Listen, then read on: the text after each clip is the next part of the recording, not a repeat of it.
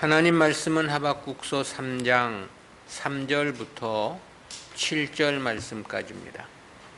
제가 봉독합니다. 하나님이 대만에서부터 오시며 거룩한 자가 바란산에서부터 오시도다. 그 영광이 하늘을 덮었고 그 찬송이 세계에 가득하도다. 그 광명이 햇빛 같고 광선이 그 손에서 나오니 그 권능이 그 속에 감추었도다. 온역이 그 앞에서 행하며 불덩이가 그 발밑에서 나오는도다. 그가 서신즉 땅이 진동하며 그가 보신즉 열국이 전율하며 영원한 산이 무너지며 무궁한 작은 산이 엎드러지나니 그 행하심이 예로부터 그러하시도다. 내가 본즉 부산의 장막이 환란을 당하고 미디안 땅의 휘장이 흔들리도다. 아멘. 오늘은 하박국서 제9강으로 하나님의 영광 찬양이라는 제목으로 말씀을 듣겠습니다. 앞선 3장 1절 2절은 하박국 선지자의 찬양의 서론이었습니다. 거기서는 찬양의 표제와 하나님께서 자기에게 말씀하신 예언이 속히 이루어지기를 바라며 하나님의 긍휼을 간구한 내용이었습니다. 이어진 본단락 3절부터 7절은 심판주로 오실 하나님의 영광을 찬양한 부분입니다. 이 부분은 구속사적 교훈까지 내용을 7으로 구분해서 살펴보겠습니다. 첫 번째는 대만과 바란산의 비유입니다. 이에 대해 3절 상반절에서 하나님이 대만에서부터 오시며 거룩한 자가 바란산에서 오시는도다 그랬죠. 본문은 문장이 동의적 대구 구조로 이루어졌습니다. 하나님과 거룩한 자가 대구를 이루고 있고 대만과 바란산이 대구를 이루고 있습니다. 전체적인 문장의 의미는 심판주이신 하나님의 어미하심을 찬양한 내용입니다. 구약 성경에서 일반적으로 사용되는 하나님에 대한 단어는 히브리어 엘로힘입니다. 근데 본문에서 사용된 단어는 엘로아흐라는 단어인데요. 이는 두려움의 대상 혹은 어미하신 분이란 뜻입니다. 이와 대구를 이룬 거룩한 자에 해당하는 코데시와 그 의미가 일맥상통한 단어입니다. 그런데 이러한 두려우신 하나님께서 오시는 곳을 대만과 바란산이라고 표현을 했는데요. 이 중에 대만은 남쪽이라는 뜻입니다.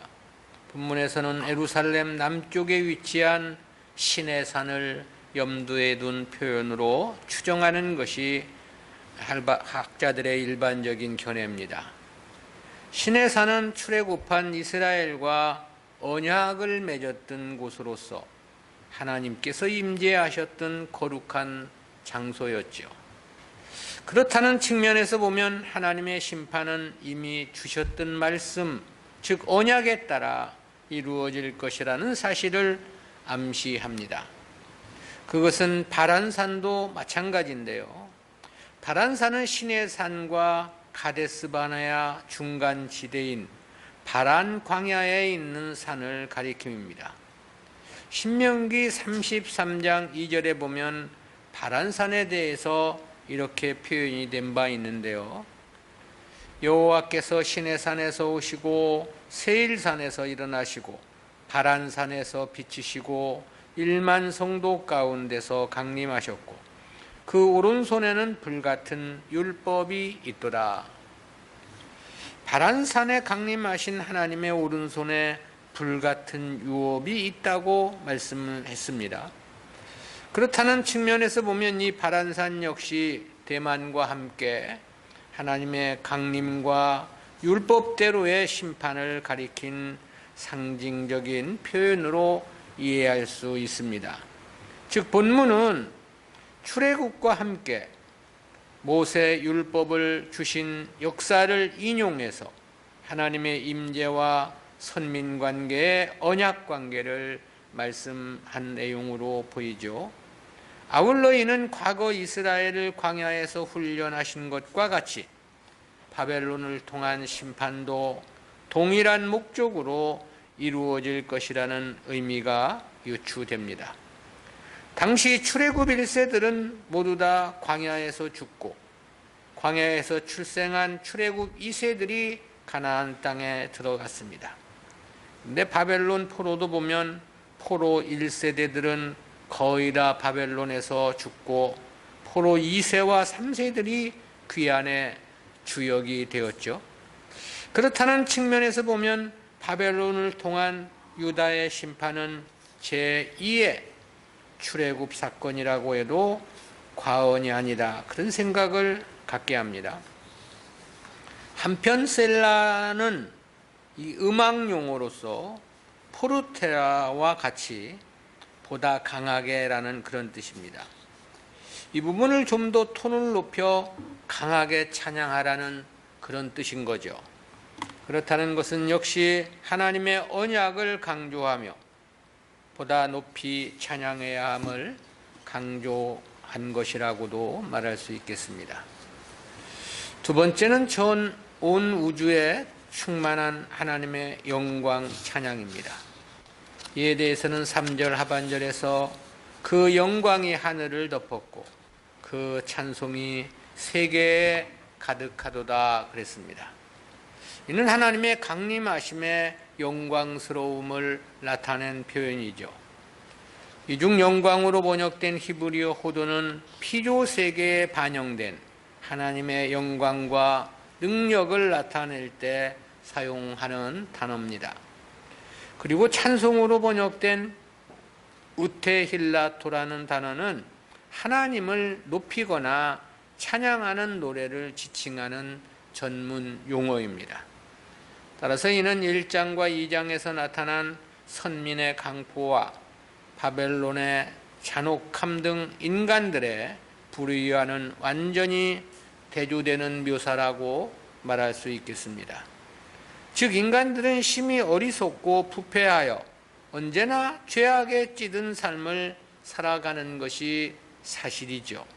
그러나 하나님은 인간들의 모든 불의와 무관하게 가장 의롭고 크고 광대하며 영화롭고 찬란함을 강조함인 것입니다. 그것도 하늘과 세계를 이야기한 것은 온 우주 전체에 하나님의 의로우심과 영광이 가득함을 노래한 것이라고 말할 수 있겠습니다. 세 번째는 하나님의 광명과 권능에 대한 찬양입니다. 이에 대해서는 4절에서 그 광명이 햇빛 같고 광선이 그 손에서 나오니 그 권능이 그 속에 감치었도다 그랬습니다. 여기서 그의 광명으로 번역된 히브리어 외노가흐라는 단어는 눈이 부실 정도의 찬란한 빛을 나타내는 단어입니다. 따라서 이는 밝고 환한 빛이라는 의미보다는 아름답고 찬란한 빛이라는 그런 의미가 보다 적합하다 그런 생각을 해보고요. 그리고 이어 광선으로 번역된 히브리어 카르나임은 수양의 뿔이나 제단의 뿔을 나타내는 데 사용되기도 합니다. 또 모세가 하나님으로부터 언약의 두 돌판을 받고 내려왔을 때 그 얼굴에 나타난 광채란 의미로도 사용이 됐습니다. 근데 우리말로서 이 뿔과 광채라는 것은 서로 다른 개념을 지닌 단어이기 때문에 조화가 잘 안 되는 느낌이 있기는 하죠. 그러나 히브리 관점에서 보면 이 두 가지 단어는 일맥상통하는 단어라고 말할 수 있겠습니다. 왜냐하면 구약 성경에서 뿔과 빛은 모두 힘과 능력을 상징하는 표현이기 때문입니다. 그러기에 하반절에서는 권능이라 이렇게 표현하기도 했는데요. 근데 모세 당시 사람들은 못의 얼굴의 광채를 보고도 두려워하였다고 그랬습니다. 따라서 이는 하나님의 아름다우심과 찬란함을 나타내면서도 동시에 하나님은 인간 그 누구도 범접할 수 없는 권능의 하나님이심을 찬양한 것이라고 말할 수 있겠습니다. 네 번째는 하나님의 현현의 목적에 대해 찬양한 내용인데요. 앞선 4절은 장엄하고 찬란한 빛을 입고 현현하신 하나님에 대한 찬양이었습니다. 이어진 내용은 하나님께서 왜 이 세상을 현현하신 것인지, 그 목적과 그리고 그 결과가 어떠할 것인가를 설명해가는 과정입니다. 그 중에서도 대부분이 하나님의 현현과 역사, 개입을 심판의 주제로 표현해주고 있는데요. 그 과정에서 5절은 심판의 도구로 사용되는 질병을 말씀한 내용입니다. 5절이죠. 온역이 그 앞에서 행하며 불덩이가 그 발밑에서 나오도다. 즉 모든 질병도 하나님께서 사용하시는 심판의 도구라는 그런 뜻인데요. 이 가운데 온역으로 번역된 히브리어 따베르는 흑사병과 같은 악질을 나타내는 단어입니다. 개역 개정판 성경에서는 역병이라고 번역을 했던데요. 이는 출애굽 당시 애굽 사람들과 짐승에게 임했던 악질이나 독종과 같은 종류를 가리킵니다. 실제 하나님은 구약시대 이러한 질병들을 통해서 하나님의 심판과 징계를 결행하신 경우들이 많이 있죠. 집단적으로는 다윗이 인구조사를 했을 때 그에 대한 징계의 일환으로 3일 동안 내린 온역이 있었습니다. 그때 온역으로 죽은 자가 7만이라고 했죠. 개인적으로는 엘리사의 종 게하시가 부당한 일을 취함으로 문둥병이 걸리기도 했었습니다. 이러한 경우는 신약 시대도 역시 마찬가지입니다. 사도행전 12장에 보면 헤롯 왕의 죽음에 대해서 그렇게 말씀을 했죠. 사도행전 12장 23절입니다. 헤롯이 영광을 하나님께로 돌리지 아니하는 고로 주의 사자가 곧 친히 충이 먹어 죽으니라. 그것은 5절의 하반절에서의 불덩이로 번역된 단어도 같은 의미인데요. 이에 해당하는 히브리어 레세프는 온역과 대구를 이룬 단어로서 문자적으로는 번갯불, 재앙 등을 상징합니다. 그러나 본문에서는 불같은 더위로 인한 열병을 가리키는 의미로서 사용이 되었습니다. 즉 하나님은 갖은 질병이나 재앙 등을 심판의 도구로 사용을 하시는데 하박국은 이를 찬양하고 있는 것입니다. 그렇다는 측면에서 보면 하나님의 징계나 심판의 수단은 그 수를 헤아릴 수 없을 만큼 많다는 생각을 해보게 됩니다. 물론 이러한 질병이 반드시 징계나 심판의 도구로만 사용되는 것은 아닙니다. 때로는 유익한 도구로도 사용이 되죠.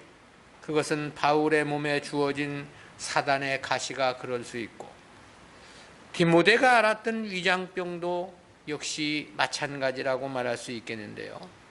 그것은 받은 바 은혜가 너무나 크기 때문에 그로 인하여 자고하지 않게 하기 위해 허락하신 질병이기 때문에 그렇습니다. 다섯 번째는 하나님의 심판에 대한 찬양입니다. 앞선 5절은 모든 질병이나 자연적 재앙을 징계나 심판의 도구로 사용하시는 하나님의 위대한 능력에 관련한 찬양이었습니다. 이어진 6절은 하나님의 심판의 어미하심을 강조한 찬양인데요. 이에 대한 6절은 세 단락으로 구분해서 살펴보겠습니다. 첫 번째는 6절 상반절에서 그가 서신즉 땅이 진동하며 그랬습니다. 이에 대한 원문을 직역을 하면 그가 서셨다, 그리고 땅을 측량하셨다라는 그런 뜻인데요. 이는 하나님께서 열국을 심판하시기 위해 그들의 행위를 상세히 살피신다는 그런 의미입니다. 다르게 설명하면 이는 온 세상에 대한 하나님의 절대 주권을 강조함이라고 말할 수 있겠습니다. 여기서 이 서신즉이란 단어는 출애굽 과정에서 사용된 용례가 있는데요. 출애굽 당시 이스라엘 민족이 홍해를 건너기 직전이었습니다. 당시 이스라엘 앞에 홍해 바다가 가로막고 있었고요. 그들 뒤로는 애국 군대가 추격을 하고 있었죠. 그때 이스라엘 진에 앞서가던 하나님의 사자가 뒤로 옮겨가고 구름 기둥도 대열의 앞에서 뒤로 옮겨지게 되죠. 그로 인해 애국 군대 위에는 캄캄한 흑암이 뒤덮이게 되었고 이스라엘 진영에는 밝은 광명이 밤새도록 계속되었다고 말씀하고 있습니다. 그때 하나님의 사자가 선 모습을 묘사한 단어가 본문에서 바로 서신즉으로 번역된 아마드라는 단어입니다. 그렇다는 점에서 볼 때 본문의 이 서셨다는 의미도 일반적인 의미의 하나님의 임재를 나타내는 것은 아닙니다. 인간 역사에 대한 하나님의 개입, 즉 구속사를 위한 강력한 역사 경영을 나타낸 표현이라고 말할 수 있겠습니다. 실제 참새 한 마리가 땅에 떨어지고 매매되는 일까지도 하나님의 허락하심 안에서 있어진다는 주님 말씀에서 보면 하나님은 인간사의 모든 일에 개입하시는 것임이 명백합니다. 두 번째는 6절 중상반절에서 그가 보신즉 열국이 전율하며 그랬습니다.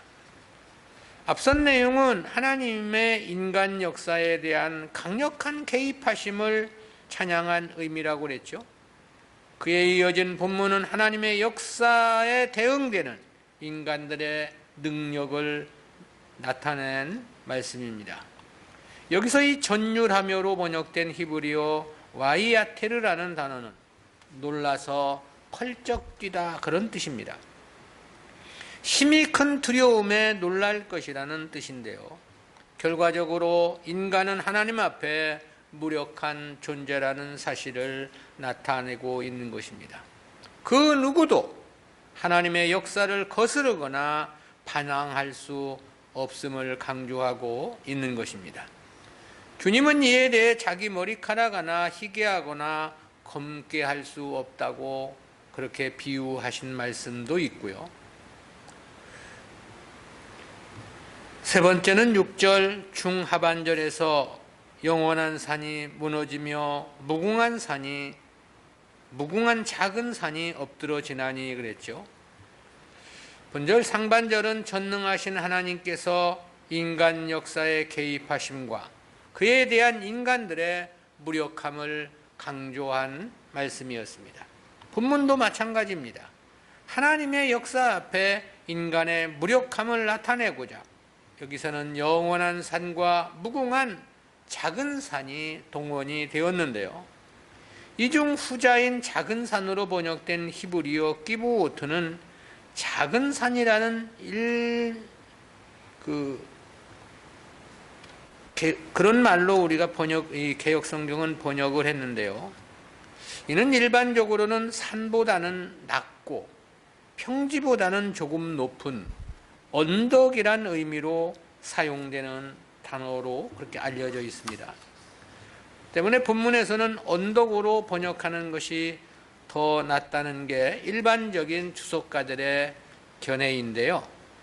그 이유는 작은 산이라는 표현이 그 앞에 무궁한이라는 수식어와 잘 어울리지 않기 때문이라고 설명을 하던데요. 그래서 그런지 공동 번역 성경이나 표준 새 번역 성경 등에서는 이를 언덕이라고 그렇게 번역을 했습니다. 고대 근동 사람들은 산과 언덕이 온 우주를 떠받치며 지탱하는 기둥이라고 그렇게 인식을 했습니다. 그러기에 산이 만약에 무너진다거나 언덕이 엎드려진다는 것은 세상의 붕괴 그 자체라고 말할 수 있겠죠. 본문은 바로 이러한 상상을 초월하는 놀랍고 두렵고도 떨리는 장면을 묘사해서 하나님의 임재와 하나님의 심판의 위용이 얼마나 크고 무서운지를 강조한 것입니다.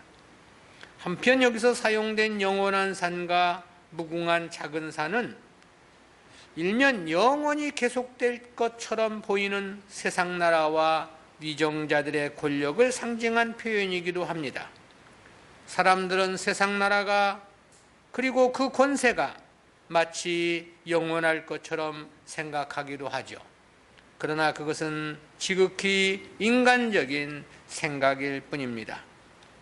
그것은 하나님의 심판 앞에서는 속절없이 무너질 수밖에 없는 것들이죠. 그리고 그것은 선민의 나라 예루살렘이라 하더라도 마찬가지입니다.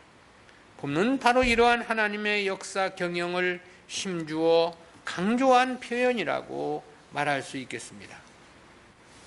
네 번째는 6절 하반절에서 그 행하심이 예로부터 그러하시도다 그랬습니다.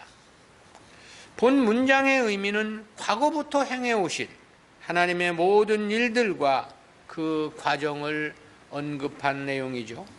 즉 처음부터 지금까지 역사는 하나님의 주권대로였다는 사실을 이와 같이 표명한 것입니다.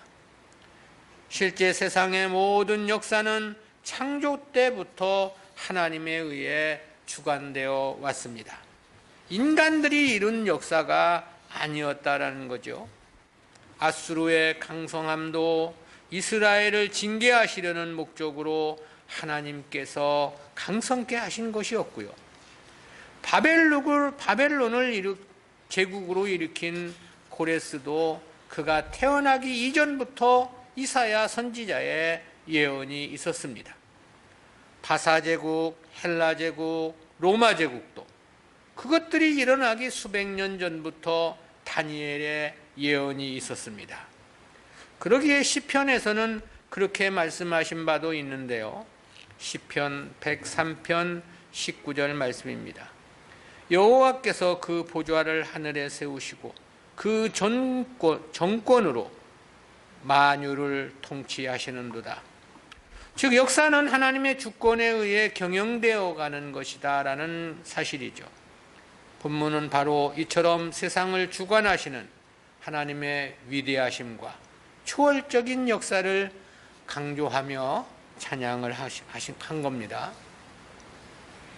여섯 번째는 세상 역사를 주관하시는 하나님의 권능에 대한 찬양입니다.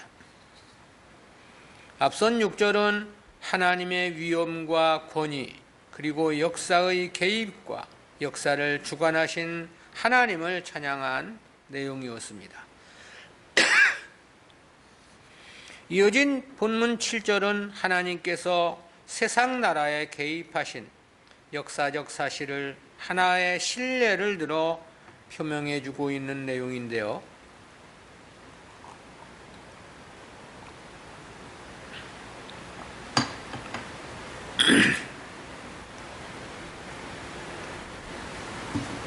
이에 대한 7절은 두 단락으로 구분되어 있습니다. 첫 번째는 7절 상반절에서 내가 본즉 구산의 장막이 환난을 당하고 그랬죠. 여기서 이 표명된 구산이란 지명이나 나라는 성경 다른 곳에서는 전혀 언급되지 않고 있습니다. 그러나 이와 관련한 견해가 두 가지가 있는데요. 하나는 구산을 구수, 곧 현재의 에디오피아로 보는 견해입니다.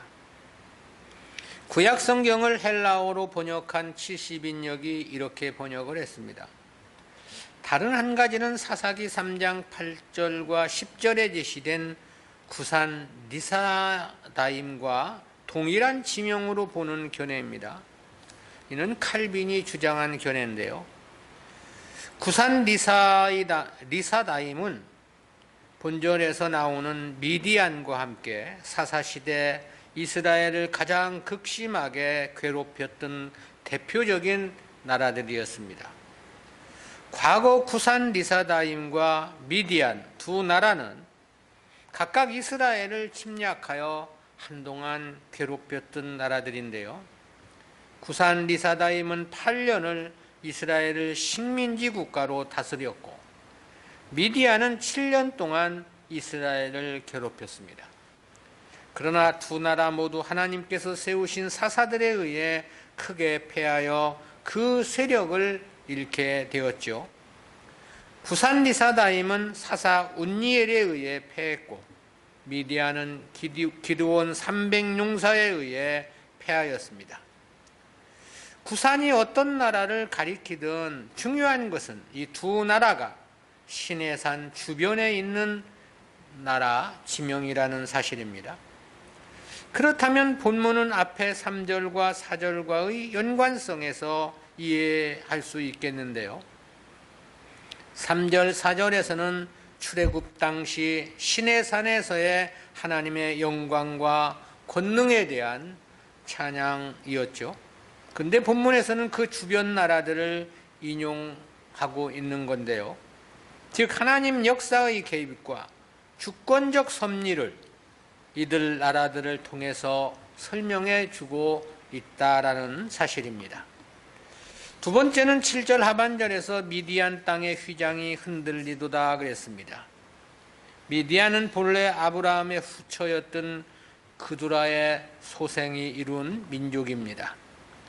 이들은 출애굽 이후 광야 생활 당시 이스라엘의 우상 숭배와 행음을 조장하여 종교와 성적으로 타락을 초래하게 했던 자들이죠. 근데 그 미디안 땅의 휘장이 흔들린다 그랬는데요. 여기서 이 휘장으로 번역된 히브리어 기보노 예리아는 본절 상반절의 장막에 해당하는 오엘과 병행을 이루는 단어입니다. 장막을 가리키는 오엘은 사람들이 거주하는 주거 형태의 장막 자체를 가리키는 단어고요. 그러나 휘장에 해당하는 예리야라는 단어는 장막을 이루는 여러 가지 부품 중의 일부로서 천이나 배 조각을 의미하고, 특별히 장막에서 가장 아름답게 치장한 부분을 지칭하는 단어입니다. 그러니까 상반절의 장막은 환난을 당함을 말하였는데요. 근데 휘장이 흔들린다고 하면 역시 그 화려함이 사라질 것이라는 그런 뜻이 되는 거죠. 즉 구산과 미디안 족속들의 영광이 철저히 붕괴되고 소멸될 것이라는 그런 의미가 되겠습니다. 다시 말하면 세상 역사는 하나님께서 이끌어 가시며 주관해 가신다는 사실을 이렇게 두 나라를 비유로 해서 찬양을 한 것입니다. 오늘 우리는 이와 같은 말씀을 통해서 두 가지 구속사적인 교훈을 생각해 봅니다. 첫 번째로 인간은 심히 무지무능하며 무력하다는 교훈입니다. 하박국은 6절 상반절에서 그가 서신즉 땅이 진동하며 그랬죠. 이는 하나님의 위대하신 권능을 나타낸 표현입니다. 6절 중반절에서는 영원한 산이 무너지며 무궁한 작은 산이 엎드러지나니 그랬습니다.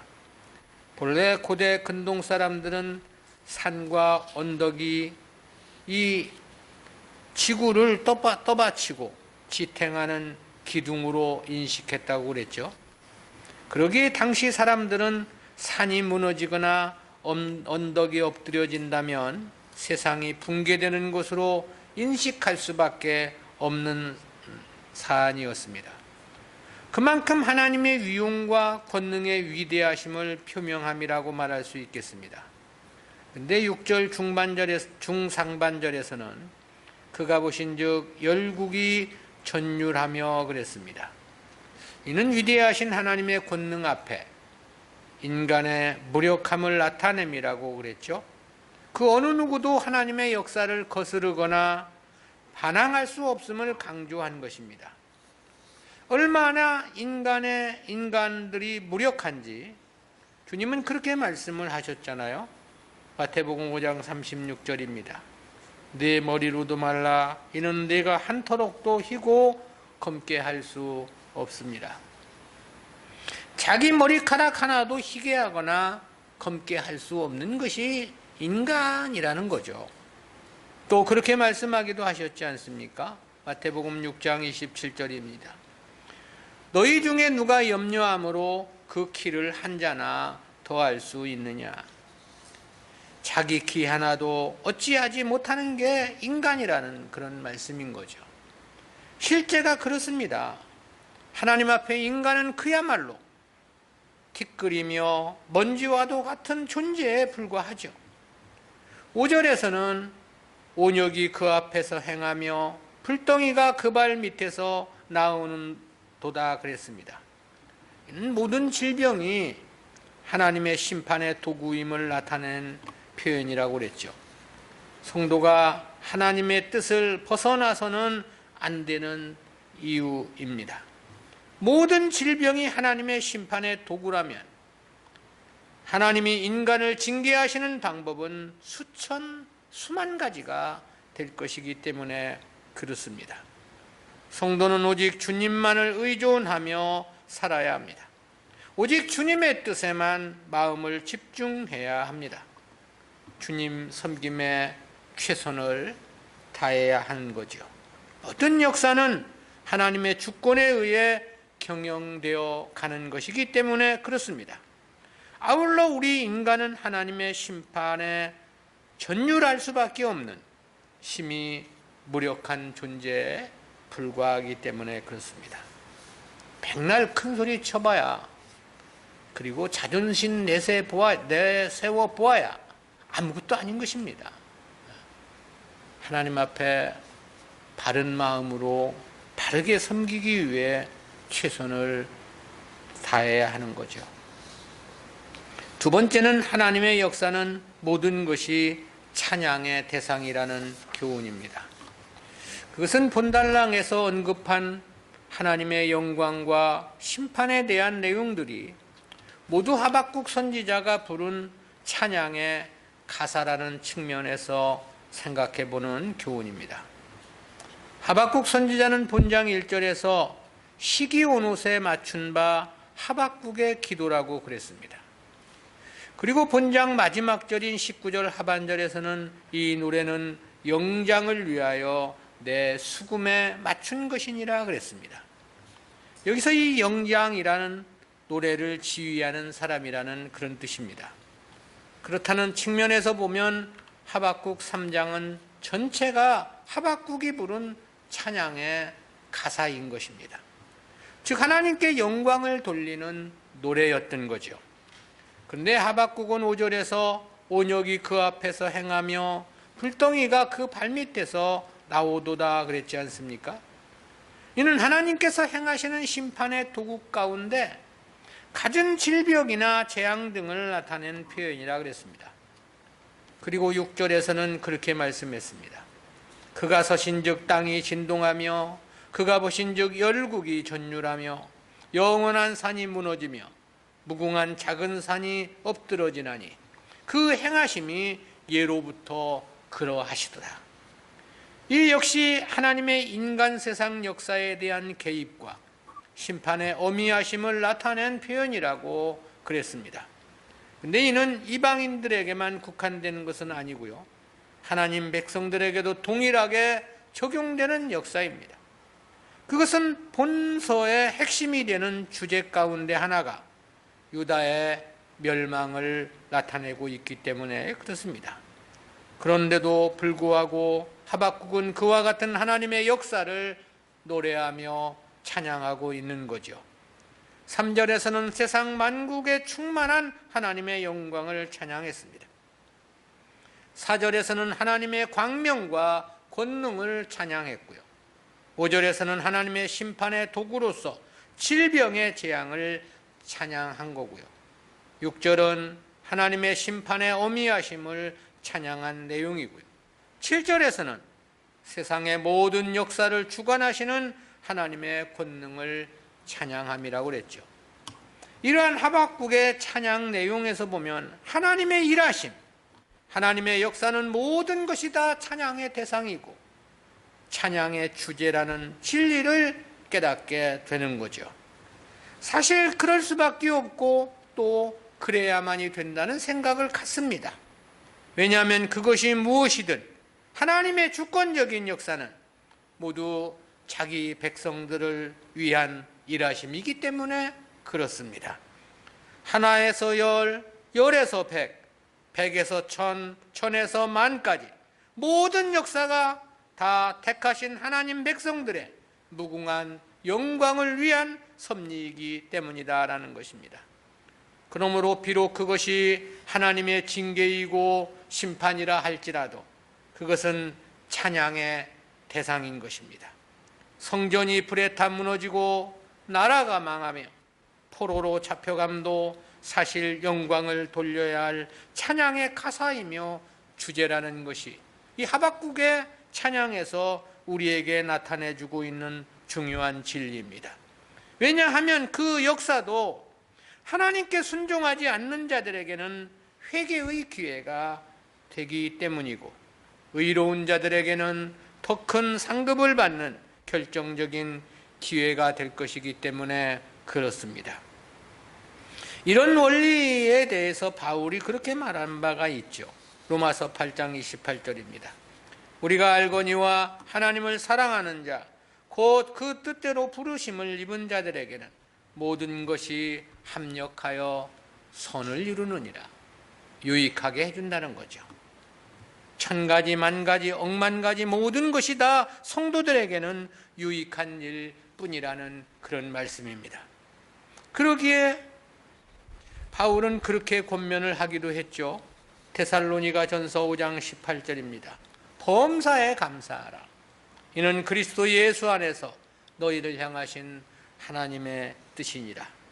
모든 일들이 다 감사해야 할 일들 뿐이라는 것입니다. 그렇다는 것은 모든 하나님의 역사가 다 찬양의 대상이라는 말과도 일맥상통하는 거죠. 즉 세상적으로 자기에게 꼭 유익이 있어야만 감사하는 것은 아니라는 것입니다. 육신적으로 자기에게 꼭 득이 되는 것이 있어야만 찬양하는 것 아니라는 것입니다. 범사에 감사하라는 것은 범사가 다 찬양할 일이라는 것과 같은 말인 것이죠. 성도가 하나님을 불평해서는 안 되는 이유가 여기에 있고요. 성도가 하나님을 원망해서는 안 되는 이유도 여기에 있습니다. 고통이라 할지라도 오직 감사해야 합니다. 망한 현실이라 할지라도 오직 찬양뿐이어야 합니다. 제가 옛날에 사업 좀 젊었을 때 해본다고 이리 뛰고 저리 뛰고 맨날 뭐 해도 결국은 넘어지고 또 넘어지고 결국은 망하고 왜 하나님은 나에게 이렇게 시련만을 주시는가? 그때는 몰랐습니다. 사실. 근데 세월이 지나고 나서 보니까 정말 그러셔야만 했겠구나 그런 생각을 갖게 되고 그때 조금 빨리 깨달아서 하나님 앞에 감사하고 영광을 돌렸으면 좀 더 일찍 이렇게 주님 일을 할 수도 있었을 건데 그런 생각도 해보기도 합니다. 어쨌든 하나님은 천가지 만가지 억만가지 모든 일들이다 하나님 백성들을 위해서 행하시는 역사이기도 합니다. 어릴 때는 왜 우리 집은 이렇게 가난한가? 도시락도 꽁보리밥에다가 그저 김치 풀풀 냄새 나는 거 몇 조각 넣고 도시락 매가지고 학교 가서 밥 먹으려면 너무나 부끄러워가지고 뭐 보리밥 먹는 게 부끄러운 것은 아닌데 그때는 그렇게 부끄러웠어요. 그래서 그저 도시락 뚜껑으로 이렇게 가리고 밥을 먹기도 하고 옆집 아이는 맨날 학교 가면서 오징어 구워가지고 그거 깨물고 다니는데 왜 나는 오징어 한 마리 사 먹지도 못하는가 불평도 하고, 지금에 와서 보니까 그 시절이 있었기에 오늘이 있는 거구나. 정말 하나님 앞에 감사하지 않을 수 없는, 그때 내가 우리 부모들이 뭐 일 잘하고 유능해서 돈 많이 벌고 부자 됐으면 제가 이 자리에 서 있을 수 있겠습니까? 불가능한 일이죠. 제가 저를 볼 때 그렇습니다. 낮은 자리에서 잘할 수 있었기에 오늘 이 자리에 있었던 거 아니냐. 천 가지 만 가지가 다 감사할 일뿐이다, 그런 생각을 갖습니다. 하나님을 감사하며 늘 찬양하며 사는 우리들이 되어야 합니다. 기도하겠습니다. 사랑의 하나님, 은혜 감사합니다. 오늘도 주님께서 귀한 날 저희들을 사랑해 주시고 주님의 거룩한 성도의 반열에 세워주시고 말씀을 통해서 더욱더 하나님을 기뻐하며 찬양하며 살아갈 수 있도록 은혜 베풀어 주심 진실로 감사합니다. 세상을 바라보면 불평할 것 투성이겠지만 하나님의 나라를 소망하면 모든 것들이 다 감사할 수밖에 없는 하나님의 크신 은혜를 깨닫게 된다는 놀라운 이 생명의 원리를 저희들에게 깨닫게 해주신 감사하옵고, 더욱더 우리 마음속에 어떠한 어려운 환경에서 할지라도 감사함으로 하나님께 영광을 돌리는 저희들의 삶이 될 수 있도록 도와주시며 인도해 주옵소서. 감사드리옵고 예수님의 이름으로 기도드리옵나이다. 아멘.